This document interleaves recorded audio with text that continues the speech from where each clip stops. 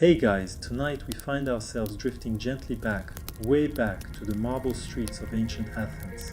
The sky is a sleepy purple hue, olive trees rustle with dry whispers in the dusk breeze, and in the distance you hear the low hum of philosophical argument, maybe mixed with the occasional goat.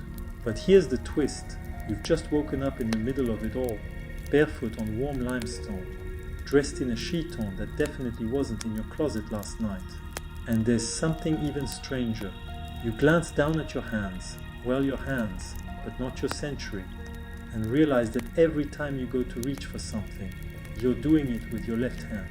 Not out of rebellion, not to make a statement, just because that's how you've always done it. But in ancient Greece, that might make you a walking bad omen. You probably won't survive this. Not because of swords or plagues, but because someone might mistake your salad fork reach for an act of sorcery. So before you get comfortable, take a moment to like the video and subscribe, but only if you genuinely enjoy what I do here. And tell me in the comments, where are you watching from? And what time is it in your corner of the world? Now dim the lights, maybe turn on a fan for that soft background hum, and let's ease into tonight's journey together. You wake with the warmth of Athenian sunlight on your face, the scent of pressed figs and distant honey cakes drifting in through a nearby window. You sit up, stretch, and automatically reach for the jug of water to your left. The clay pitcher wobbles. A young servant boy blinks at you, startled. "You're left-handed?" he asks, voice barely above a whisper. You shrug. Yeah, his eyes widen, and without a word he scurries away. You assume he's just shy. You'll come to learn that no, that was the ancient Greek version of "we need to call someone." To your surprise, life here moves in a rhythm that should feel peaceful. Gentle walks beneath colonnades, rhythmic poetry recitations, and olives consumed in unreasonable quantities. But from the moment you use your left hand, little things start to feel off. People stare. A fruit seller fumbles change your right hand, and when you instinctively swap it, she makes the sign against the evil eye. A philosopher on a marble bench notices you writing with your left and simply scoots further away. Historians still argue whether the Greeks truly feared left-handedness or just found it deeply inconvenient, but the language tells a story. The Greek word for left is aristeros, which eventually morphs into aristocrat in later languages. But back then, it was mostly used with suspicion. The right was always right. Dexios meant skilled, lucky, divine. Your left hand, associated with awkwardness, unpredictability, sometimes even death. You stroll through a bustling square where merchants hawk dyed wool and amphorae. You pick up a small trinket with your left hand. The vendor hesitates. "You're not cursed, are you?" he mutters. You laugh politely. "No, I just left-handed, that's all." He nods, but doesn't let you touch anything else. And that's your first real introduction to the world you've landed in. It's not just that people notice your left hand, it's that they can't stop noticing. Every movement you make, cutting bread, waving hello, petting a stray cat, becomes an unspoken declaration. You join a few scholars reclining on stone benches, their scrolls rustling like dry leaves. One is scribbling furiously with his right hand, dipped in inky soot. You pull out your own stylus, set down a wax tablet, and begin to write from left to right, dragging your hand across the soft surface. You pause. Strainer mutters. The boy writes backwards. You try to explain you're just writing normally, but the damage is done. From their angle, your hand blots out what you're writing as you go, smudging lines, obscuring words. They think you're hiding something, possibly plotting, maybe possessed. But here's a curious tidbit. Despite the taboo, there were known lefties among the Greeks. Archaeological digs show occasional statues and frescoes where a figure brandishes a weapon in the left hand, especially archers. Some suggest this was artistic variety. Others think it might depict divine inversion or moral ambiguity. And then there's the fact that some ancient warriors trained ambidextrously, especially in hoplite formations. Not because they loved left-handedness, but because sometimes you needed to stab left, whether you liked it or not. Efficiency over superstition as always. Still, on your first day walking these uneven marble streets, your left hand is a social liability. At the agora, where philosophy mixes with gossip, someone offers you a fig, then quickly snatches it back when you reach with the left. "Oh, sorry," they say, "didn't realize." Didn't realize what? That night, you retreat to your temporary home, a borrowed cot beneath painted rafters. You lie there wondering if ancient Greece really hates you, or if you're just very, very noticeable. You try brushing your teeth, and again your left hand betrays you. The paste ends up on your chin, and the servant watching from the corner stifles a giggle. "Maybe," he says kindly, "your other hand wants to try." You sigh. Even your dental hygiene is up for scrutiny. And as the night breeze creeps in through shuttered windows, you find yourself thinking, not about gods or glory, but about how something so small, so personal, like which hand you use, could shape your entire identity here. Who you talk to, what job you might get, whether you're trusted or avoided. It's absurd, but it's real. Welcome to Athens. You wake the next morning to the soft rhythm of sandals padding across mosaic floors. Somewhere nearby, a lyre plinks through an unfinished tune, bright, meandering, and slightly off-key, like someone practicing in secret. The sun filters through linen curtains, catching the dust in mid-air like gold drifting in slow motion.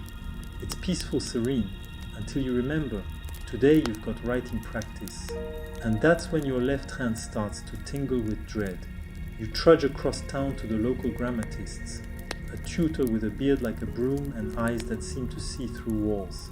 He greets you politely, gestures for you to sit on a low wooden stool, and hands you a stylus along with a flat slab of wax. You reach, of course, with your left hand. A pause. "You'll ruin the tablet," he mutters. You glance down. The wax is smooth and creamy, freshly warmed by the morning sun. You carve your first alpha, and immediately smear it with the side of your palm. He flinches as if you just kicked over a priceless amphora. Try again, but with the proper hand. You sigh and try to switch. Your right hand fumbles the stylus like it's a wriggling fish. Your letters look like someone sneezed mid-etching. Your teacher watches, concerned. "You may be uniquely challenged," he says, in the tone one uses to describe a haunted statue. The ancient Greeks wrote from left to right, or sometimes boustrophodon, which literally means as the ox turns. It zigzags across the page, one line left to right, the next right to left. That helped with efficiency, but it did not help you. "Don't drag your hand," your tutor says again, as if the solution is that simple. Glide, float, lift. It's like trying to write with your feet. Eventually you go back to the left hand, smudge and all. He sighs deeply, as though your future and his has been irrevocably compromised. Historians still argue whether formal Greek education explicitly discouraged left-handed writing, or if it was more of a soft taboo enforced by social norms. What we do know is that surviving texts and inscriptions almost never show left-handed authors. Coincidence, suppression, or maybe lefties just quietly gave up and took up sculpting instead. Speaking of which, you glance at the stone-carved busts lining the tutor's study, each one solemn, stately, and holding scrolls, spears, or laurel wreaths in their right hands. A visual lesson in expectation. Your tutor finally gives you a scrap of clay and says, "Practice with your wrong hand until it becomes the right one." You wonder silently how many awkward schoolchildren over the centuries were told the exact same thing. Later, as you stroll through the marketplace, still cradling your rejected left hand like it's been emotionally bruised, you spot a scribe transcribing poetry. His scroll unfurls across his lap. His inkpot is carefully positioned to the right. His hand moves effortlessly, trailing neat little black letters. He looks up, sees you watching, and nods politely. You smile, then wave with your left hand. He freezes, his quill hovers. "You're a lefty," he asks. Guilty, he raises an eyebrow. "Then perhaps you'd better avoid calligraphy." You make a mental note. Add it to the growing list: writing, etiquette, fig holding, and now penmanship. You've arrived in the ancient world with what should be an ordinary trait. Yet here, it feels like you've been tagged with a neon sign that reads unusual and slightly alarming. The idea of dexterity carried symbolic weight in ancient times. The word dexter, Latin for right-handed, eventually gave us words like dexterous. The opposite, sinister, from the Latin for left. That's right, language itself was against you. And it wasn't just the Greeks. Left-handedness would go on to suffer in Roman society, medieval Europe, even 20th century classrooms. But here in Athens, it begins with quiet glances, gentle corrections, and the occasional muttered prayer behind your back. You stop at a public fountain, crouch to scoop up a drink, and again use your left. An old woman watching from the shade gasps softly. Water spirits see that, she says. You don't know if she's joking. She probably isn't. Nearby, a young girl recites Homer, her fingers tracing lines in the dust. Her teacher watches her closely, gently guiding her hand to the right. You wonder how many kids here were born left-handed, only to be nudged, corrected, and eventually nudged out of it altogether. You sit on a stone bench and take out your stylus again. One last try. You scratch a few letters with your left hand. They're uneven, wobbly, imperfect, but they're yours. A small boy walks by, notices, and tilts his head. Is that backwards writing? You grin, maybe he squints. Looks cool. And just like that, one person doesn't gasp or frown or adjust their posture like you're contagious. It's small. But you'll take it. Because for all their advancements in art, architecture, and logic, the Greeks, like most of history, struggled with difference. They prized symmetry, harmony, order. Left-handedness, that was a wrinkle in the pattern. Still, even in this polished marble world, someone might find your smudgy writing intriguing, maybe even useful, maybe even revolutionary, but not today. Today, you're just going to be left-handed, and maybe, just maybe, that's enough. You wake to the sound of sandals scuffing the cobblestones and a rooster who apparently believes in punctuality. The air is cooler today, scented faintly with rosemary and morning bread. You stretch, swing your legs over the side of your cot, and like clockwork begin tying your sandals with your left hand. The rope loops like muscle memory. A knock at your door interrupts you. It's your neighbor, Callias, a wiry man with permanent olive oil stains on his tunic and a gift for unsolicited opinions. We're heading to the gymnasium, he says. You coming? You agree. Not because you feel athletic, let's be honest. This body you've inherited wasn't built for discus, but because gymnasiums in ancient Greece were less like modern workout spaces and more like a cross between a spa, a university, and a very dusty group chat. You walk through narrow alleys, past sun-warmed pillars, toward the colonnaded courtyard. There's laughter ahead, the slap of skin against stone, and the thump of a poorly thrown javelin. Inside, a dozen men are engaged in various forms of training, some boxing, some wrestling, others simply debating the ethics of cabbage cultivation. Callias strips down like it's nothing, oiled up by a servant who looks permanently unimpressed, and gestures to a wrestling pit. You ever grapple? You shrug. Not recently. He lunges before you can finish the thought. You instinctively block with your left hand. There's a moment. A short one, but just long enough for a few heads to turn. You see it in their eyes, surprise and uncertainty. One man whispers. He leads with the cursed hand. Another rubs his chin, murmuring something about needing purification. The match continues, but you notice the hesitation. No one wants to pin you too hard, like you might leak bad luck through sweat. Historians still debate whether left-handed fighters were feared, ridiculed, or quietly admired for their unpredictability. Ancient Greek combat training, especially in the hoplite tradition, emphasized uniformity. Right hand shield in the left, spear in the right. That was the sacred formation. So what do you do with someone who's reversed? Possibly you make them a liability, or maybe a secret weapon. After the sparring, you join a discussion circle near the baths. A few philosophers are deep in debate over whether the left side of the body is truly inferior, or just socially inconvenient. You quietly sip watered wine and listen, grateful to fade into the background for once. One man argues, everything divine happens on the right, Zeus sits to the right of justice. Another adds, even omens from the left are misfortunes. Birds from that side bring death. You cough politely, but aren't birds just birds? They pause. One chuckles. Careful, he says. Logic like that could get you exiled. There's laughter, but it's uneasy. Superstition is laced through every part of this world like gold thread in a tunic. And left-handedness, it's wrapped in layers of myth. Some say children born with left-handed tendencies were corrected early, swaddled differently, made to reach with their right, even scolded for touching ritual objects with the wrong hand. You take a turn in the bathhouse, lukewarm water, perfumed steam, and enough echo to make every toe splash sound dramatic. As you scrub with your left hand, the man beside you flinches slightly, then, realizing he's being watched, offers a tight smile. You're left-handed, I see. Always have been. He nods. My cousin was like that. Had to wear a charm around his wrist to ward it off. Did it work? He married a goat herder and started seeing ghosts, so maybe. You laugh, but he's not joking. Later, drying off with linen and sunlight, you overhear two boys arguing over whether Heracles was ambidextrous. He used both hands to wrestle the Nemean lion, one says. Doesn't count, the other replies. He threw the lion with his right. Even their myths are one-handed. You pause beside a faded mural, paint peeling from a scene of Athena holding a spear in her right hand and an owl in her left. The left hand reserved for wisdom apparently, but only when held by gods. There's a strange duality in this world. The right is for action, power, strength. The left is for mystery, femininity, things we don't fully trust.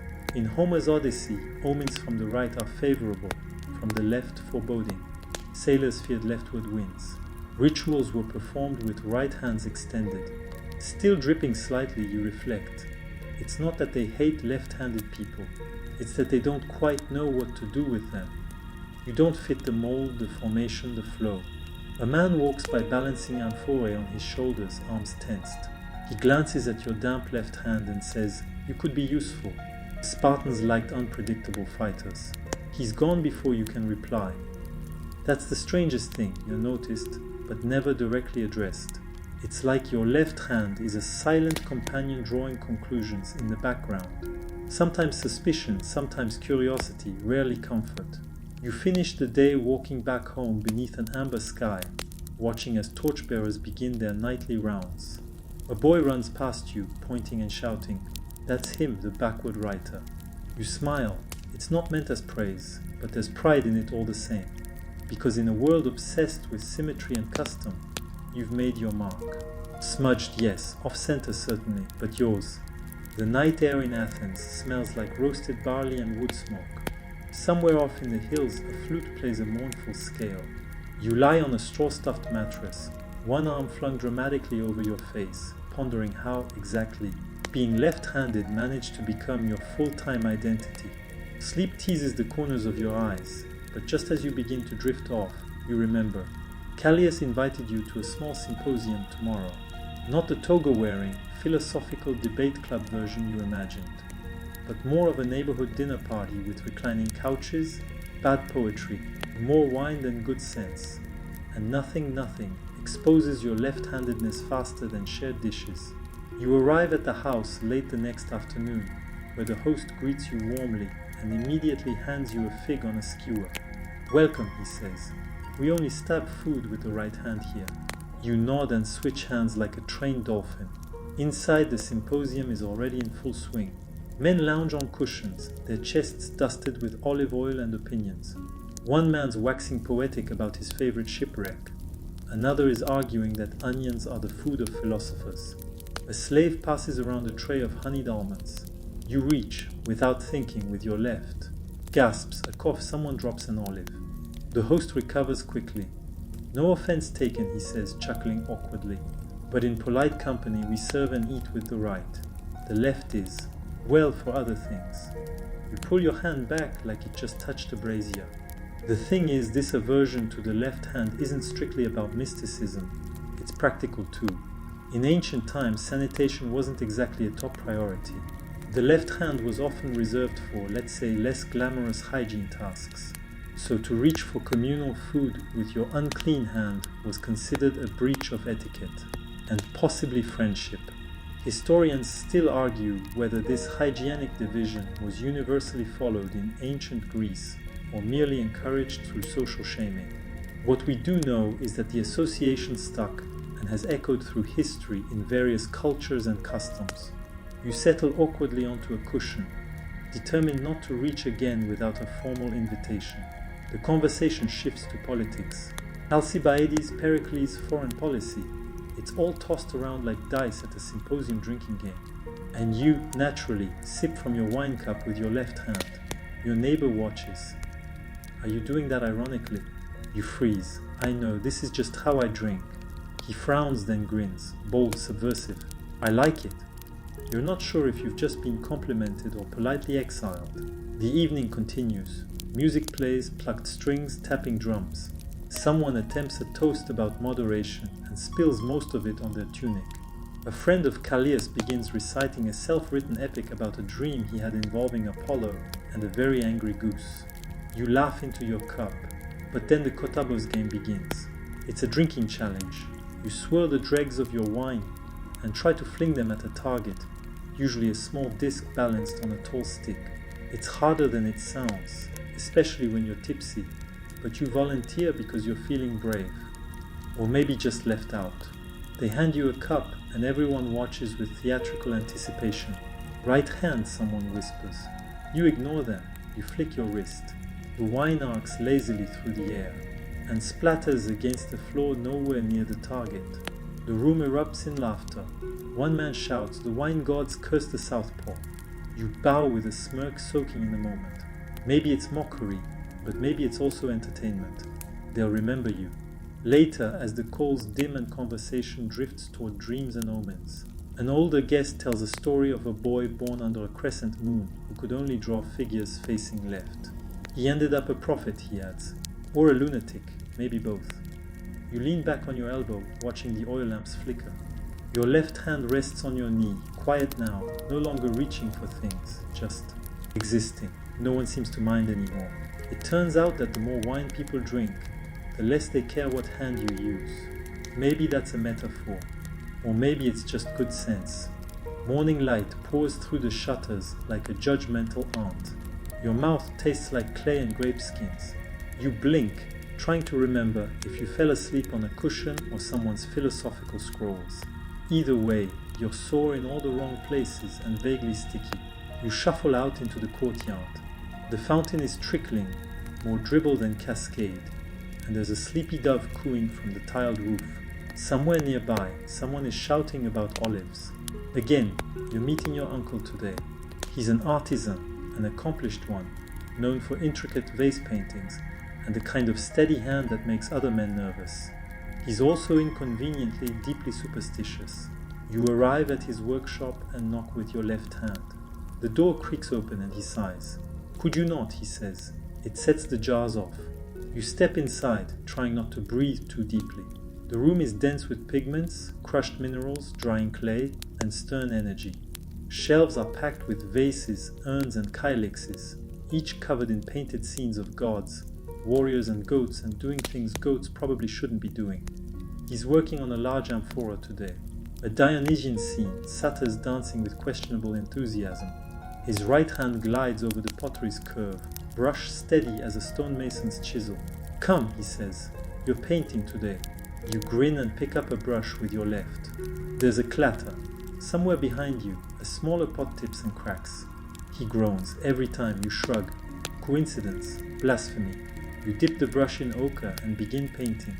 It's a simple pattern, spirals and ivy leaves. But halfway through he stops you.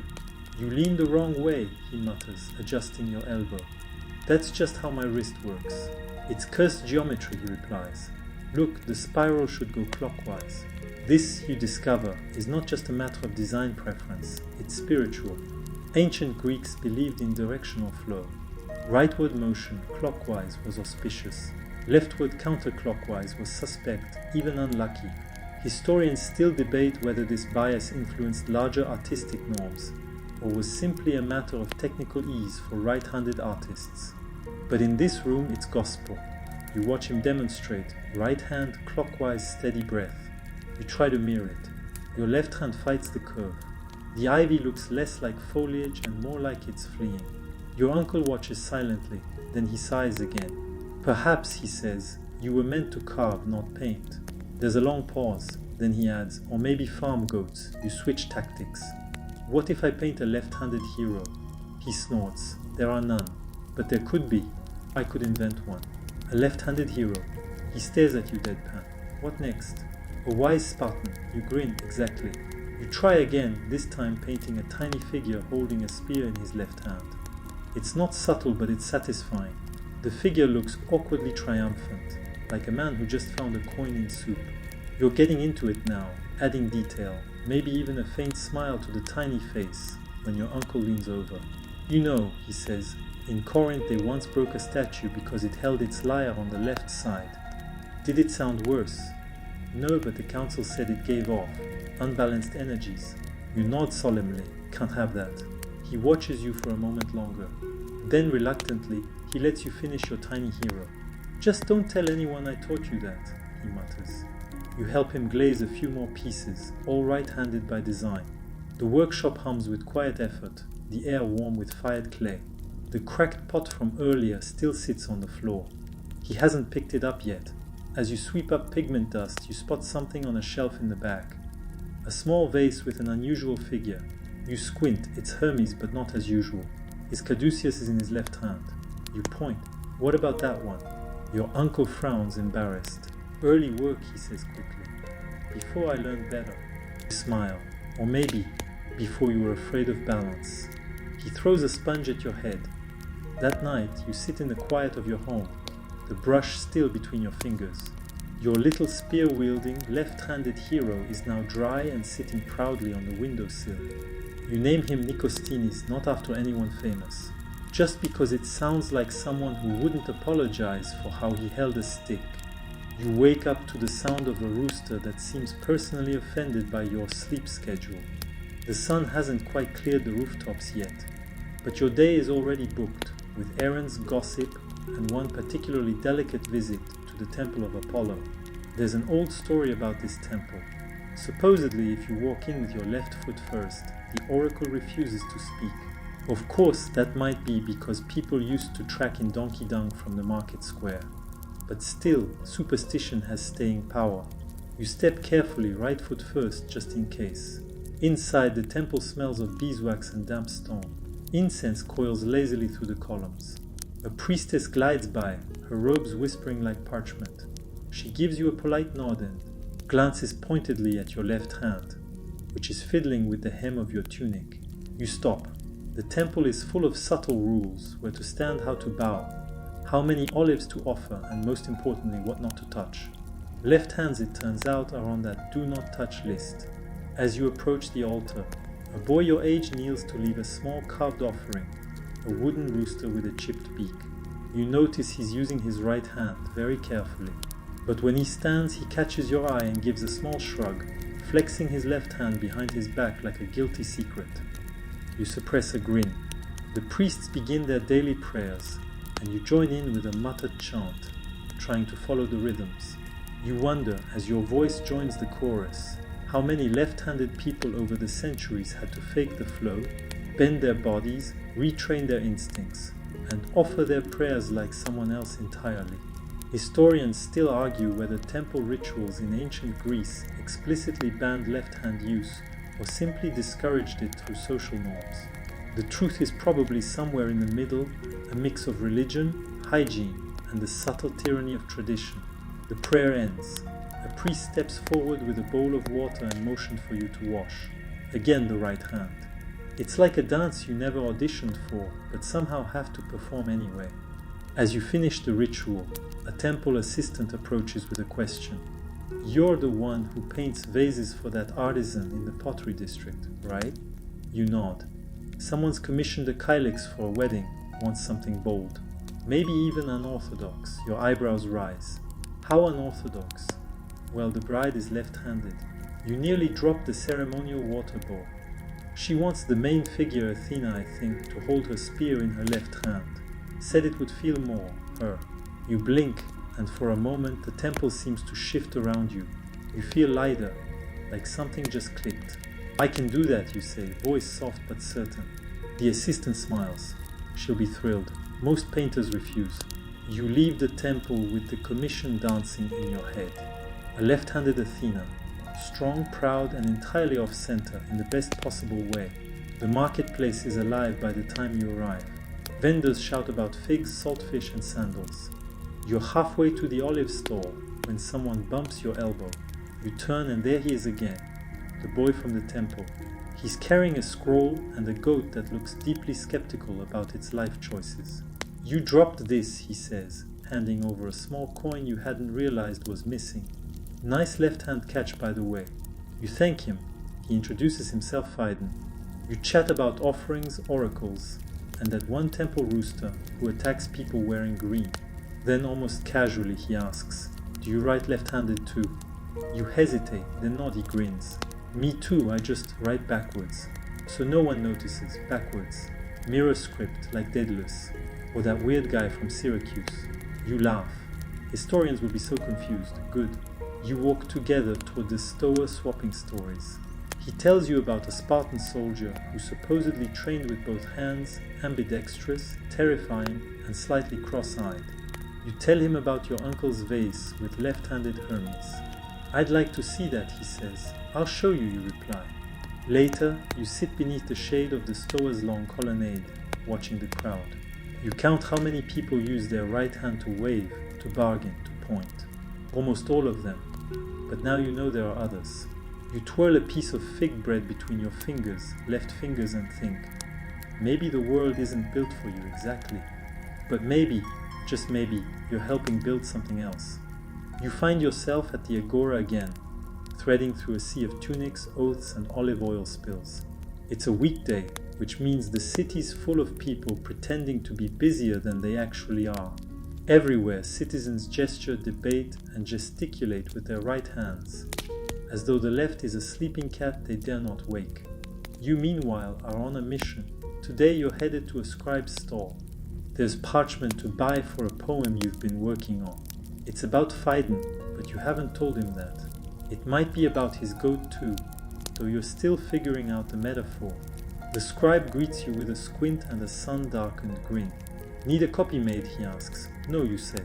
"I need blank sheets."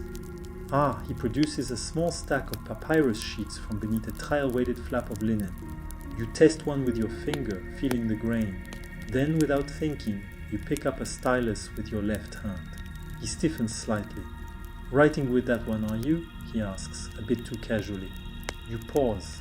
"Yes." He nods slowly, as though you've just told him you once tried to barter with a thundercloud. "Strange thing," he says. "My cousin's son did that. Ended up getting kicked out of a symposium. Said his handwriting gave people headaches." You smile politely. Well, at least it made an impression. He snorts and wraps your sheets in a square of leather. Try to keep it readable. Back at home, you settle at your workbench.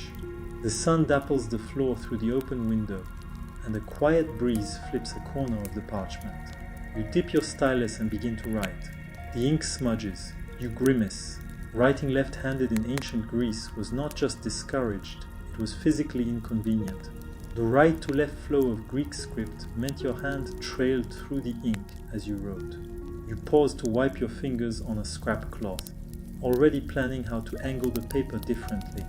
Historians still debate whether there was a formal bias against left-handed scribes, or whether practicality simply pushed them out of the profession.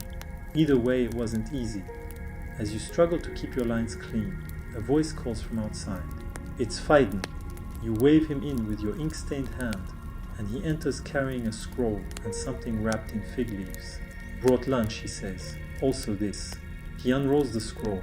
It's a set of diagrams, curious ones. Geometric shapes, symmetry experiments, and a figure holding a sword in the left hand. "You drew this?" you ask. He shrugs. "I like symmetry and breaking it. The figure is stylized but noble. It reminds you of the vase commission you're working on, the left-handed Athena." You show him the sketch you've made. He grins. "We should start a school," he jokes, "for awkwardly handed heroes." "I'll do the murals," you reply. You handle the goats. He pauses. "It's not a joke goat, you know." "I know," you say. "It just has a naturally judgmental face." You spend the afternoon writing and sketching side by side. There's an odd comfort in the way your left elbows keep bumping into each other. The papyrus behaves better when you angle it sideways, and your script grows more confident. You wonder if Da Vinci ever sat like this, with someone across the bench, laughing at the occasional ink smear, drawing backwards diagrams just for fun. Probably not, but maybe. You show Phaidon a trick. If you hold the parchment up to a mirror, your left-handed writing becomes perfectly legible to a right-handed reader. He tries it and whistles. That's witchcraft. No, you say, it's survival. The sun begins to set, turning the walls golden. You pack up your writing and roll your sketches carefully. There's satisfaction in the smudges now, proof that your left hand made something worth keeping. Later that night, you lie awake, thinking about all the stories that never made it onto parchment because someone reached with the wrong hand and got scolded, silenced, or simply gave up. You vow not to give up, and you make a mental note to buy more cloths for ink stains. You dream of columns, tall, echoing marble ones, and of left-handed statues that wink as you pass by. When you wake, the dream leaves behind a strange itch of purpose.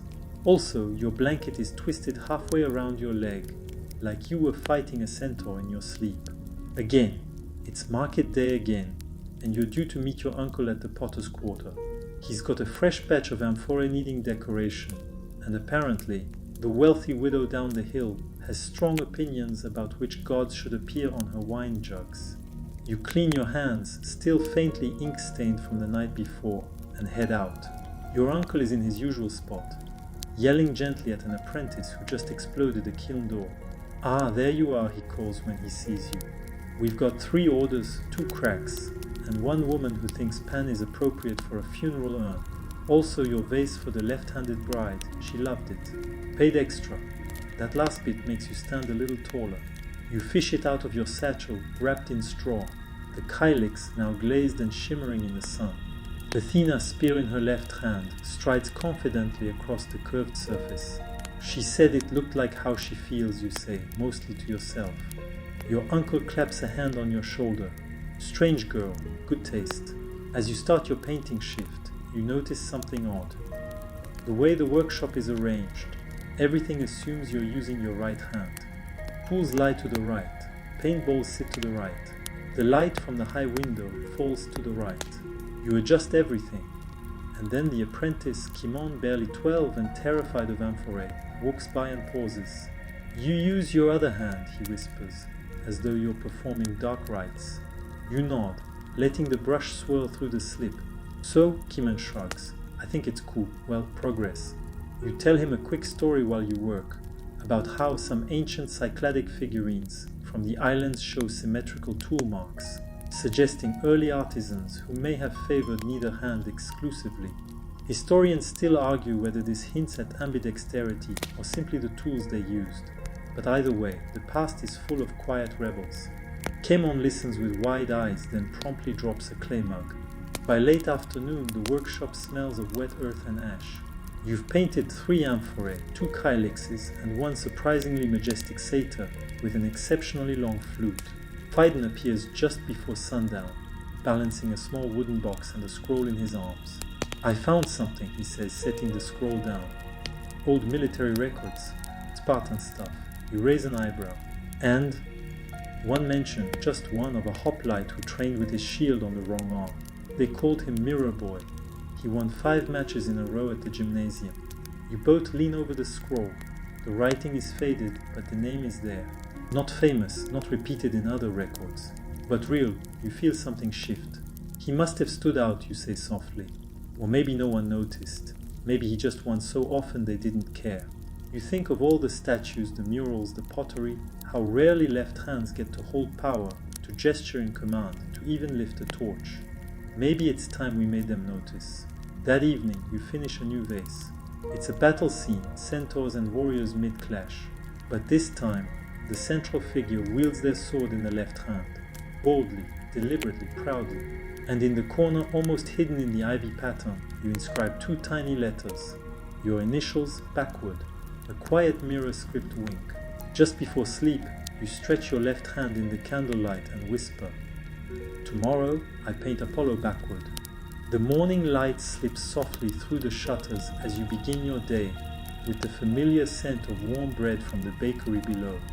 You sit at your modest table, the kylix with left-handed Athena still catching the sunlight, its glossy surface gleaming like a secret. Today's plan: to visit the Library of Alexandria, or at least to imagine you could, as tales from travelers fill the air in the marketplace. Stories swirl about the vast scrolls, the countless papyrus rolls, and the whispered knowledge held within the great halls. You picture rows of scribes, some right-handed, others awkwardly adapting to the tools not made for their hands, tracing scripts across fragile surfaces. You think about how the Greeks saw writing not just as communication but as an art, a dance between hand ink and thought. You wrap your fingers around a fresh sheet of papyrus, testing the texture. The first word you write is clumsy, then more confident. You wonder how many left-handed writers struggled similarly, fighting smudges, awkward angles, and suspicion. Then your thoughts drift to myth, Hephaestus, the god of craft, who was limping and often considered flawed by the others.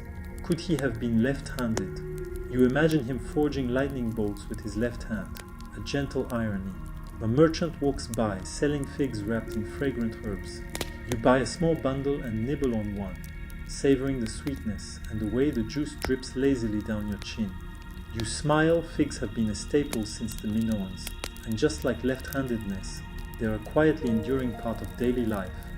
As you wander the streets, you overhear debates in the agora about citizenship, virtue, and the nature of the soul. One speaker makes a passing comment about how some people are born with the left hand of the gods, a phrase that causes a ripple of laughter and eye rolls. You think maybe that's not so far off. Historians still argue whether ancient Greek society truly viewed left-handedness with suspicion, reverence, or a mix of both, a patchwork of superstition, utility, and occasional admiration. You decide to rest under an olive tree, the leaves whispering above you like old friends. As the breeze cools your skin, you close your eyes and imagine the voices of those ancient scribes, painters, and warriors, left-handed, right-handed, and somewhere in between, each leaving a subtle mark on history's parchment. A gentle drowsiness settles over you, and the soft sounds of the market fade to a quiet hum. Tomorrow, you think, you might finally try writing a letter in mirror script. You wake to the soft murmur of the city coming alive, the clip-clop of sandals on stone, the chatter of merchants setting up their stalls, and the distant clang of the smithy hammering out another day's work.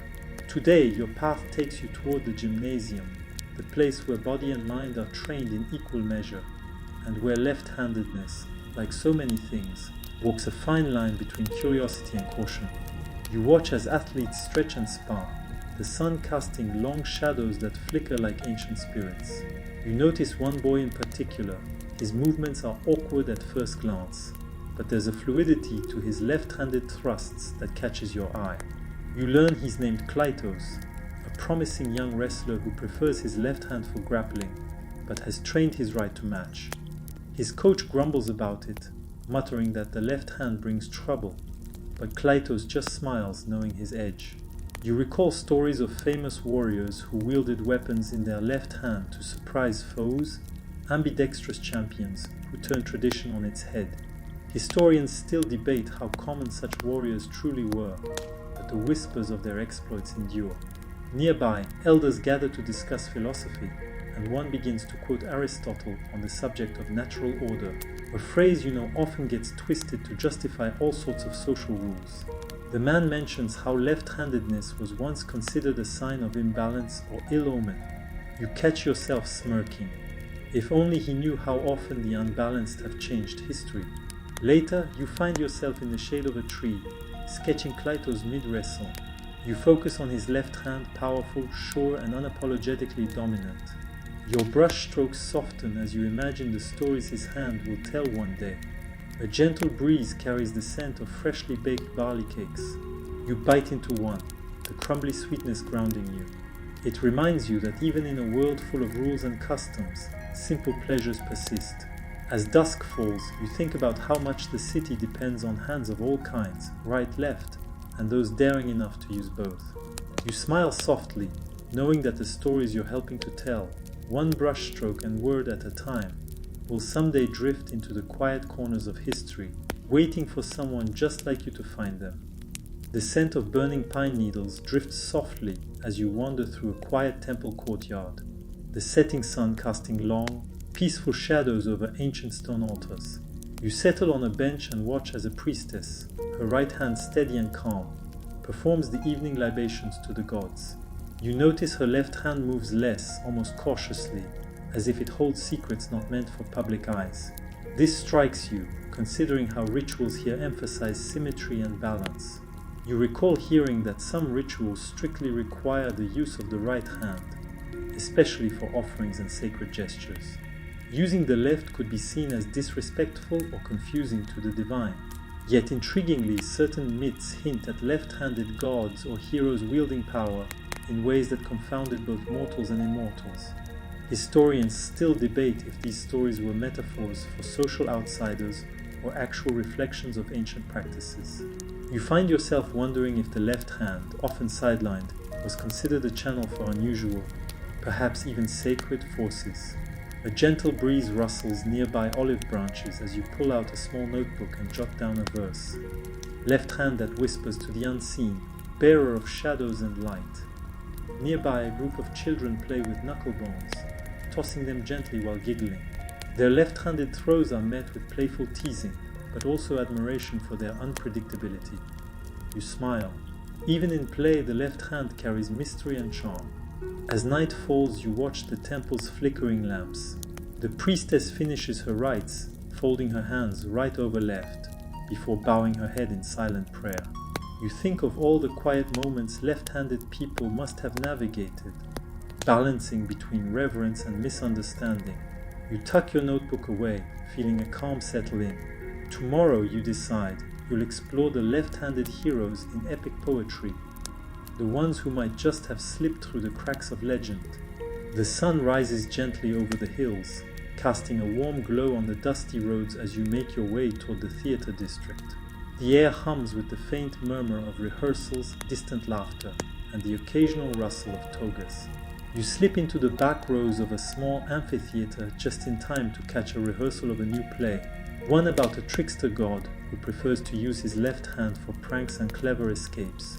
The actors move with a slow, measured grace, their voices soft yet clear in the morning air. You note how the lead character's left hand gestures wildly, drawing the audience's attention more than the right. This reminds you how gestures were vital in Greek theatre, not just to express emotion, but to signal status, intention, and character traits.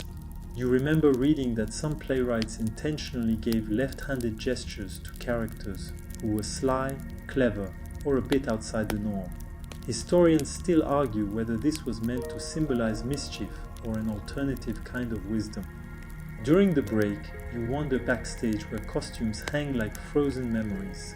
You spot a mask adorned with a subtle left-handed motif, an unusual detail that suggests the character was meant to be both enigmatic and relatable.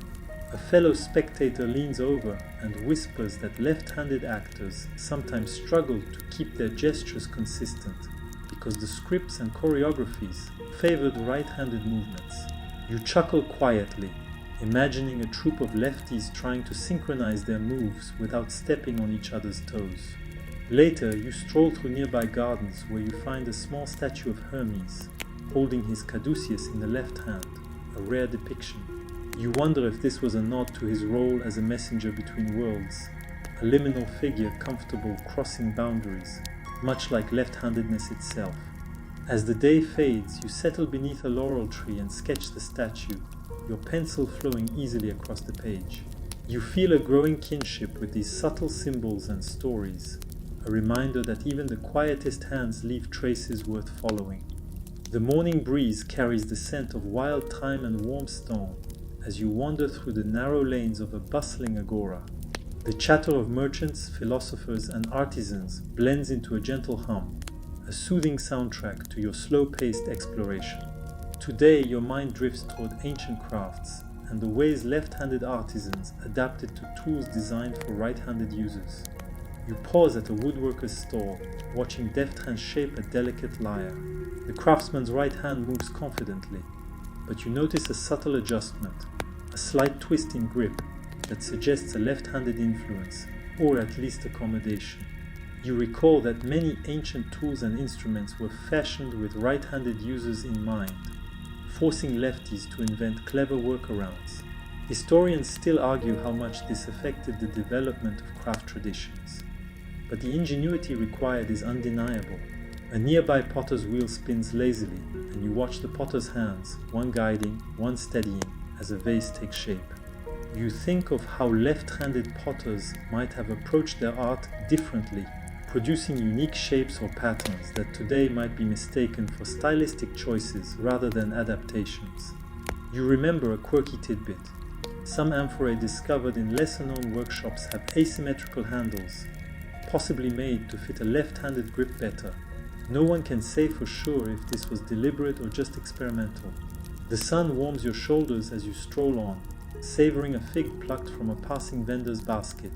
The sweetness lingers, mingling with the scent of cedar and earth. You overhear a philosopher debating the natural order of hands, his voice low and slightly mocking, as he questions the value placed on right-handedness. You smile to yourself. If only he could see how left-handedness quietly shaped culture and creativity. Later, you find a quiet corner and sketch the silhouette of a lyre, imagining the gentle left-handed fingers that might coax music from its strings. As dusk settles, you fold your notes away and let the gentle hum of the agora fade into evening quiet.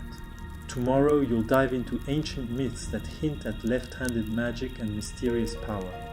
The soft rustle of olive leaves accompanies you as you step into the cool shadow of an ancient grove, a place where stories seem to linger like the scent of pine.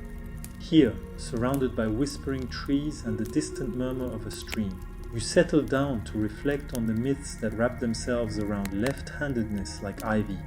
You think of the god Hermes again, not just the messenger but the trickster, the one who bends rules and expectations with a sly grin. Some tales hint that his left hand held the power to blur boundaries, to weave illusions, to trick even the sharpest minds. You imagine the storytelling circles where bards whispered these legends, perhaps passing them along with a knowing wink, recognizing the left hand as a symbol of subtle power and cunning.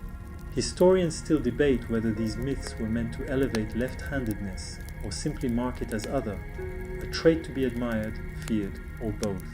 You recall a lesser-known myth of a left-handed oracle whose prophecies were always slightly askew, neither fully right nor wrong, leaving listeners tangled in riddles and gentle laughter. The grove feels alive with these stories as you trace your fingers over smooth stones and fallen leaves. A light breeze stirs, carrying the faint scent of thyme and honey. Nearby, bees hum lazily, their left and right wings working in tandem, a quiet reminder that balance exists even in asymmetry.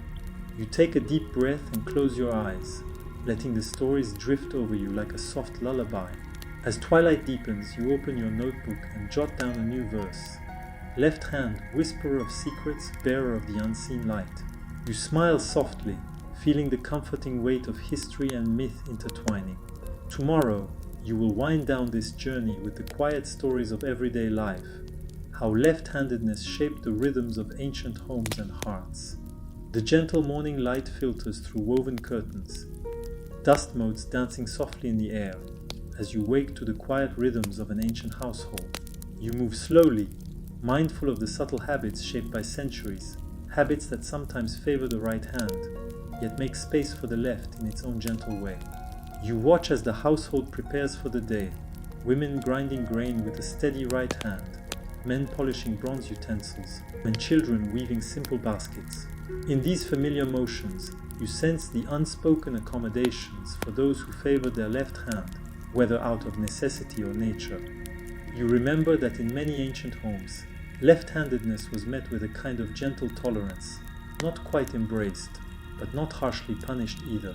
Objects might be placed differently, tasks adjusted, and little routines adapted, all to keep the household running smoothly. A pot simmers on the hearth, its aroma mingling with the scent of fresh herbs. You think about how left-handed cooks might have wielded knives and ladles with care, sometimes awkwardly, yet always resourcefully.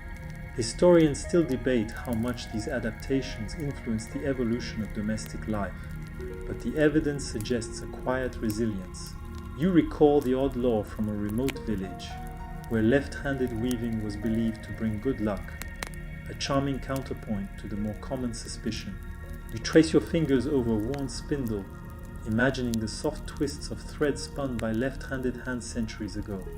As you settle into the evening, the soft glow of oil lamps flickering around you, you feel the soothing pulse of daily life, the comforting continuity of ancient rhythms. You breathe deeply, the sounds of the household fading into a soft whisper.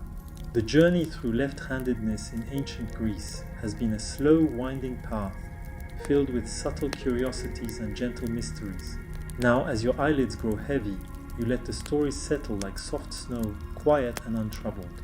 The left hand, often overlooked, has quietly left its mark, an enduring trace in the tapestry of history. Wind down now as the day fades and your breathing slows. Allow yourself to sink deeper into calm. Picture the soft flicker of candlelight, the steady hum of the world outside, and the gentle rustle of ancient olive branches. Let the warmth of these stories wrap around you like a comforting shawl, their quiet wisdom easing the mind and softening the edges of wakefulness. You are drifting now, carried on the slow currents of history and myth, where every hand left or right has a place, a story, a gentle purpose. Let your thoughts settle into this calm, and as you breathe softly, know that you are part of a timeless rhythm, one that stretches back through the ages and forward into dreams. Sleep well, with the quiet companionship of ancient hands guiding you toward rest.